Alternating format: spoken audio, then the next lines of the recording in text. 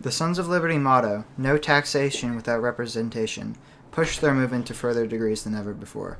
The Sons of Liberty included many groups who used terroristic tactics to raise awareness against the British Crown and undermine their authority. These groups were mainly led by Samuel Adams, John Hancock, Patrick Henry, Joseph Warren, and Paul Revere. In Boston, these stamp acts were enforced by Andrew Oliver in Boston. After assaults on their homes, both he and Thomas Hutchinson resigned. This represents the Sons of Liberty's use in mob rule, fear, force, and violence. They also stockpiled arms, shot, and gunpowder. Their main event was the Boston Tea Party in December 16, 1773. This event involved 342 chests belonging to the British East India Company to be thrown off by the Sons of Liberty dressed as Mohawk Indians. This event included 60 men dumping tea into the Griffin's Wharf. In response, the British Parliament passed the Intolerable Acts in the colonies, which shut down the city's tea trade as payment for destroyed tea. This act, although responded to by the British, became a catalyst for the start of the Revolutionary War and the shot heard around the world in Lexington and Concord just soon after. This event both united the colonies and drove war efforts.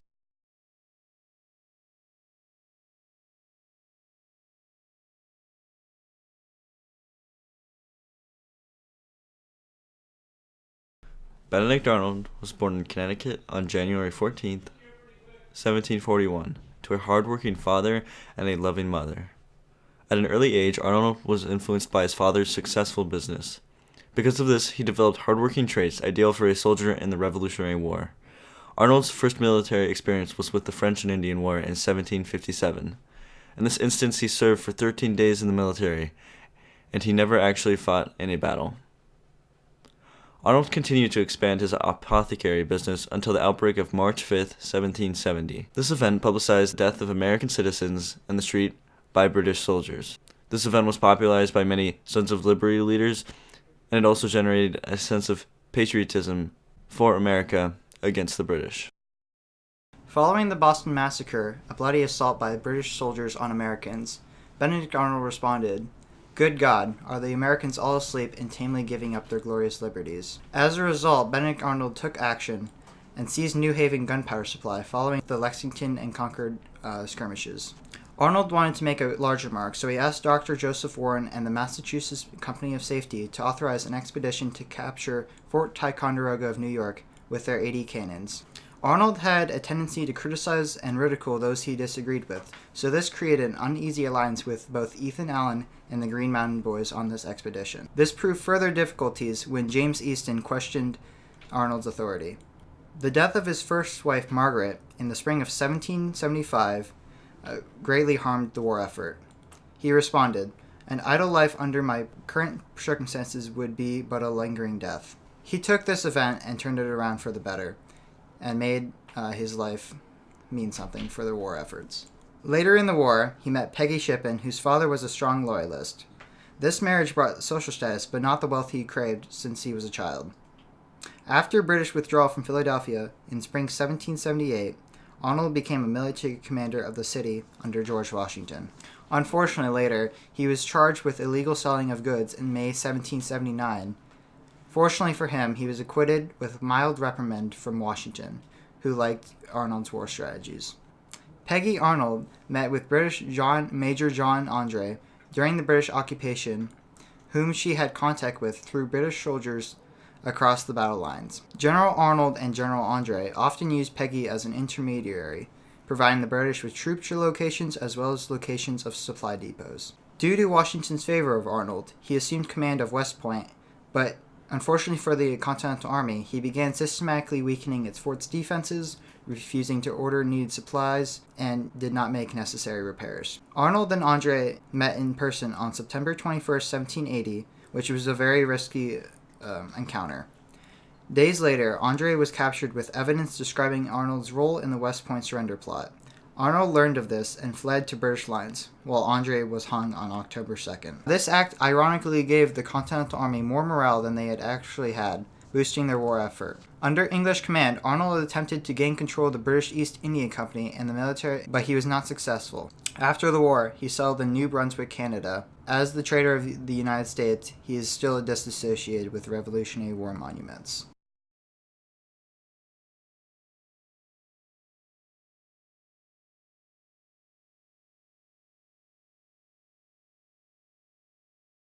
George Washington was commissioned to take command of the Continental Army in June 1775. Washington was commissioned to lead the American army against the British due to his military background and because of his advantage in experience with warfare with regards to other available candidates. Although George Washington was recruited to lead the army, he was ill-suited for the job at first. Washington's knowledge for fighting lay primarily in frontier warfare, involving relatively small numbers of soldiers.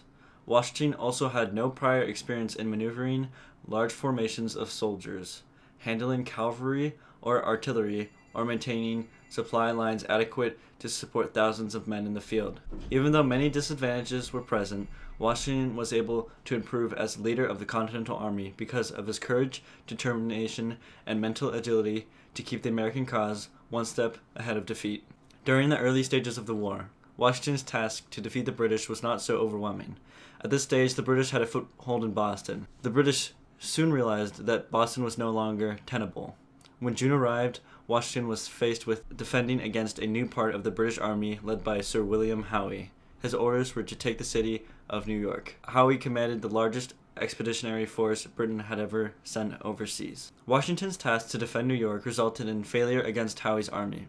The British had a large advantage in their naval strength compared to the United States' military. After the defeat, 2,800 men at Fort Washington were forced to surrender. Washington ordered his army to retreat across New Jersey. They crossed the Delaware into Pennsylvania on December 7th.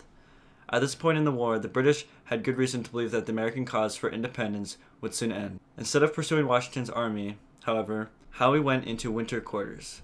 On Christmas night, the same year, Washington's troops crossed the Delaware and attacked the Hessian garrison in Trenton, forcing them to surrender. This plan of action was one of the most daring military operations in American history. Soon after, Washington and his troops crossed the Delaware again, outmaneuvered the British forces sent to capture them, and finally, he inflicted a humiliating loss on the British. Washington's primary goal throughout much of the rest of the war was to keep the British contained in New York. The thought to take New York back was renewed with a French alliance with the Americans in 1780. Washington's forces combined with the French allies Rochambeau totaled around 9,000 men. After assessing the situation a second time, a decision was made to attack the British army under Cornwallis at the Battle of Yorktown. On October 19, 1781, Cornwallis's army surrendered to Washington's forces. 2 years passed before a peace treaty was completed. The victory at Yorktown effectively brought the Revolutionary War to an end. Washington resigned his commission on December 23, 1783 at Annapolis, Maryland.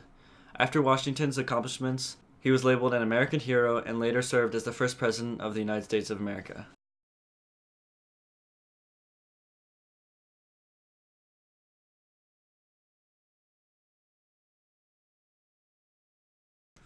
After the end of the Revolutionary War in late 1782, British negotiators in Paris signed peace terms in late November. In 1783, Great Britain formally recognized the independence of the United States in the Treaty of Paris. The Continental Congress named a 5-member commission to negotiate the treaty with Great Britain. John Adams, Benjamin Franklin, John Jay, Thomas Jefferson, and Henry Lawrence were included in the 5-member committee. The conflict of the Revolutionary War eventually led to the compromise of the agreement over the signing of the Treaty of Paris. This ultimately recognized American independence. This conflict and compromise shows very clearly how leaders of countries must listen to the ideas and comments of people within their country in order to form a more perfect union.